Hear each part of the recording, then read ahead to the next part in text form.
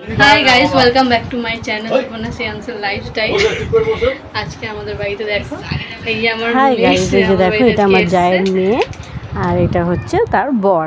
ওদের নতুন বিয়ে হয়েছে আর আমাদের বাড়িতে কলকাতাতে ভোট বলে, তাই ওরা ভোটের জন্য এসছে।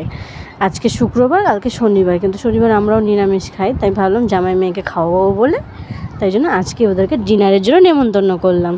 তাই ওরা আজকে আমার বাড়িতে এসেছে, আমরা পাশাপাশিই থাকি, আমার সম্পর্কে যা হয় তারই মেয়ে। হ্যাঁ, আমি দেখো ঘরে বিরিয়ানি বা আলু বিরিয়ানি, স্যালাড আর আমার বরমশাই চিকেন কষা বানিয়েছে। ও খুব সুন্দর চিকেন বানায়, তা বলেছিল জামাইকে যে চিকেন বানিয়ে খাওয়াবো, তা ভাবলাম তাহলে বিরিয়ানি আর চিকেন কষা বানায়। আমরা দুজন মিলে বানিয়েছিলাম। দেখো আমি বিরিয়ানি বানিয়েছি, কিন্তু কম বেশি খুব ভালো মোটামুটি বানাই আমি। 40 জনের মতো বিরিয়ানি আমি ঘরেই বানাতে পারি। আজকে দেখো আমরা ঘরে সবার জন্য বানিয়েছি, আমরা 10-12 জন লোক, সবার জন্য আমরা বিরিয়ানি বানিয়েছি। সবাই আমরা আজকে বিরিয়ানি খাবো।